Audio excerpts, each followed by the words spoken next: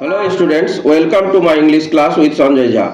এখন আমি তোমাদের ক্লাস 12-এর যে পোয়েম আছে দি পোয়েট্রি অফ আর্থ এর 6 মার্কসের 6 মার্কের কোশ্চেন, যা তোমাদের এইচএস 2025-এর জন্য most important.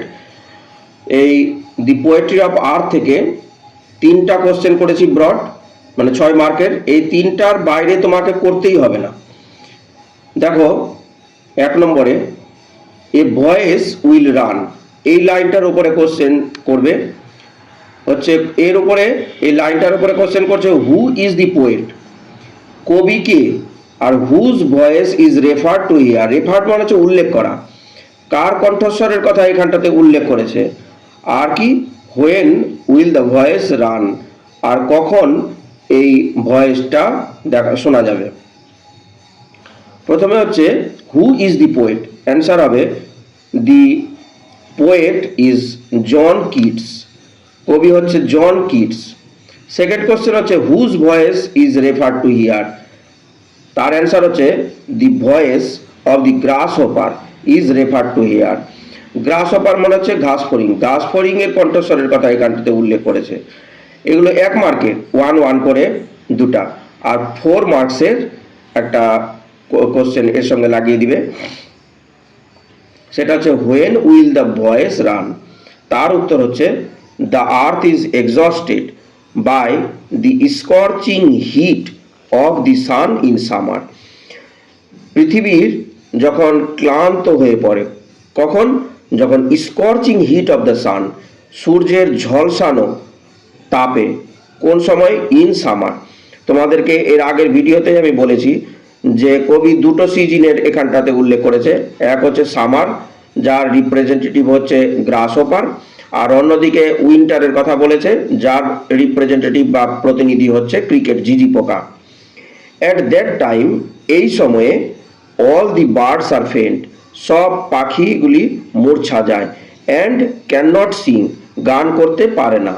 At all, to their hearts content, এই পাখিগুলো গান করতে পারে না তাদের মন পূরণ করে। দে স্টপ, তারা থেমে যায়। They are singing for the time being, তাদের গান থেমে যায় ওই সময়টাতে। And hide in cooling trees, আর আশ্রয় নেয়। হাইড মানে এমনি লুকানো, কিন্তু এখানে কবি বলেছে আশ্রয় নেয় কোথায়? In cooling trees for rest, শীতল গাছগুলিতে, অর্থাৎ গাছে আশ্রয় নেয় ফর রেস্ট, বিশ্রামের জন্য। দেন দ্য আর্থ গোজ স্টিল, তারপরে এই পৃথিবী গান থেমে যায়। অ্যান্ড কোয়াইট, শান্ত হয়ে যায়। ইট সিমস, এটা মনে হয়, as if the music of nature has come to stand still. মনে হয়, সিমস মানে হচ্ছে মনে হওয়া, অ্যাজ ইফ যেন, দ্য মিউজিক অফ নেচার মানে প্রকৃতির যে সঙ্গীত, সেটা has come to stand still, নিশ্চল হয়ে গেছে, স্থির হয়ে গেছে। অ্যাট দ্যাট টাইম, ঠিক এইরকম সময়ে, দ্য গ্রাস হোপার এপিয়ার্স, ঘাস ফড়িং এর আবির্ভাব ঘটে। উইথ ইটস সং, তার গান নিয়ে, অর্থাৎ গ্রাস হোপার যে আওয়াজ করে সেটাকে কবি তার গানের সঙ্গে তুলনা করেছে। That still nature is filled with the buzz of the grasshopper again, তারপরে এই প্রকৃতি আবার পূর্ণ হয় এই ঘাস ফড়িং এর আওয়াজে। আরেকটা কোশ্চেন, সেটা হচ্ছে when all the birds are faint, যখন সব পাখিরা মূর্ছা যায়। এই লাইনটার উপরে কোশ্চেন করবে। দেখো, how are all the birds faint, কিভাবে সব পাখিরা মূর্ছা যায়। What do the birds do then, তখন পাখিরা কি করে। আর what happens after the birds take shelter in trees, যে যখন পাখিরা আশ্রয় নেয় গাছগুলোতে। এর মার্কসের ডিস্ট্রিবিউশন হচ্ছে 1 + 2 + 3। তাহলে প্রথম কোশ্চেন যে আছে, how are all the birds faint, তার অ্যান্সার হচ্ছে all the birds are faint when there is scorching heat of the sun in summer, সব পাখিরা মূর্ছা যায় যখন এই গ্রীষ্মকালের দাবদাহে, প্রচণ্ড গরমে, তখন সেই পাখিগুলো মূর্ছা যায়। আর তারপরে হচ্ছে 2 মার্কসের 2 মার্কের তার প্রশ্নটা হচ্ছে what do the birds do then, তারপরে পাখিরা কি করে। when all the birds are faint, যখন সব পাখিগুলো মূর্ছা যায়, with the hot sun in summer, এই গ্রীষ্মের প্রচণ্ড গরমে, they hide in the cooling shade, তারা তখন এই শীতল ছায়ায় আশ্রয় নেয় of the trees, গাছগুলোতে, and stop their song, এবং তাদের গান করা বন্ধ করে। আর 3 মার্কসের লাস্ট কোশ্চেনটা আছে, what happens after the birds take shelter in trees, কি ঘটে যখন পাখিগুলো গাছের আশ্রয় নেয়। এর অ্যান্সার হবে when the birds take shelter in the trees, যখন পাখিরা আশ্রয় নেয় গাছগুলোতে, দি গ্রাস হপার অ্যাপিয়ার্স, তখন ঘাস ফড়িং দেখা দেয় বা আবির্ভাব ঘটে।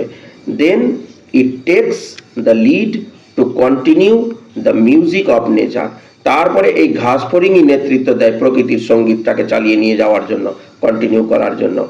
ইট moves from hedge to hedge, এটা এক ঝোপ থেকে আরেক ঝোপে যায়, অ্যালং বরাবর, কি বরাবর, the freshly cut Meadow, Meadow হচ্ছে তৃণভূমি, সেই তৃণভূমি যখন কেটে ফেলে, সেই কাটার পরে সেই জায়গাটাতে এক জায়গা থেকে অন্য জায়গায় উড়ে বেড়ায়।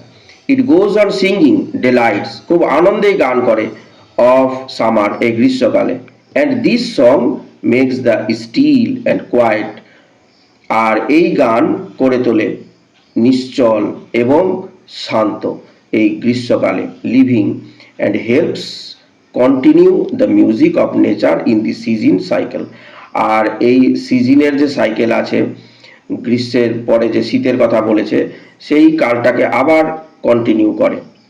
আরেকটা কোশ্চেন তোমাদের করতে হবে, সেটা হচ্ছে ফ্রম দ্য স্টোভ শ্রিলস, স্টোভ বলতে অগ্নিকুণ্ডর কথা বলেছে, আর শ্রিলস মানে হচ্ছে তীক্ষ্ণ আওয়াজকে বলে, সেই আগুনের কুণ্ড থেকে তীক্ষ্ণ আওয়াজ ছুটে আসে।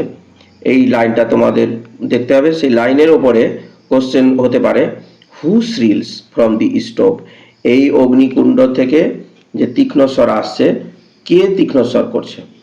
হোয়াট ডু শ্রিলস সাজেস্ট হিয়ার, আর এখানটাতে শ্রিলস বলতে কি বুঝিয়েছে, তাহলে প্রথমটার মার্কস ডিস্ট্রিবিউশনে হবে 1, আর পরেরটার হচ্ছে 5, এই 1 + 5 = 6।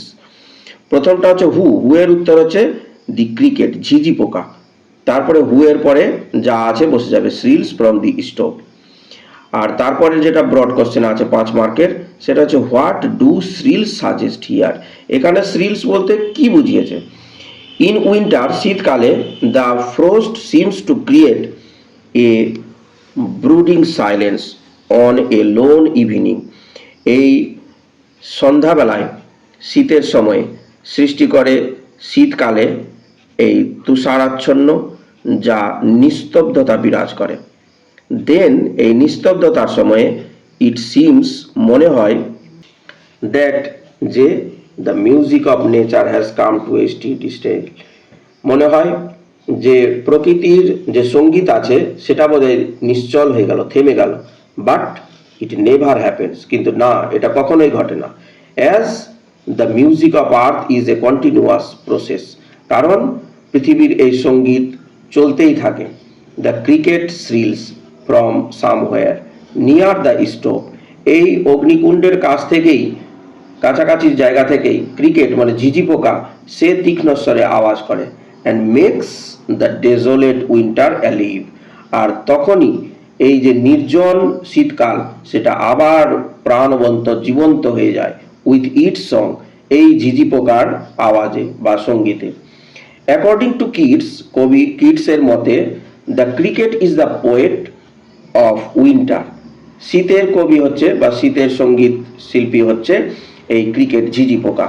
And the noisy sound of the cricket keeps alive the beauty and the warmth of summer even in winter, and বলছে and the noisy sound of the cricket, আর ঝিঝি পোকার যে এই তীক্ষ্ণ আওয়াজ, কিপস অ্যালিভ দ্য বিউটি, এই সৌন্দর্যকে আরো জীবন্ত করে দেয়, and the warmth of summer, আর গ্রীষ্মের যে গরম, ইভেন ইন উইন্টার, এমনকি শীতকালেও এই এর আওয়াজে যেন গরম করে দেয় পরিবেশকে। The shrill of the cricket, এই ঝিঝি পোকার তীক্ষ্ণ স্বর, replaces the beautiful song of the glass hopper, এটা কার রিপ্লেস করছে, প্রতিস্থাপন কার জায়গাতে হচ্ছে, এই গ্রাস হপারের। মানে যখন গ্রীষ্মকালে গ্রাস হপার যে সঙ্গীতটা করছিল, সেই জায়গাটাতে শীতকালে করছে কে, ঝিঝি পোকা। এটাই কবি বলতে পেরেছে। অর্থাৎ গ্রীষ্মের সময় মনে রাখতে হবে গ্রাস হপারের কথা, আর শীতের প্রতিনিধি হচ্ছে দি ক্রিকেট। এই তিনটা কোশ্চেনের অ্যান্সার তোমরা ভালো করে মুখস্থ করে নেবে, এবং বানানটা দেখতে হবে যে বানান যাতে ভুল না হয়, কারণ বানান যদি ভুল হয় তার জন্য তোমাদের নম্বর কেটে নিবে। ফলে বানান করে শুদ্ধ বানান তোমাদেরকে লিখে আসতে হবে। আর এটা এই কোশ্চেনের অ্যান্সারগুলো আমার নিজে ছোট ছোট সিম্পল সেন্টেন্সে তৈরি করা, ফলে তোমাদের মুখস্থ করতে অনেক সুবিধা হবে।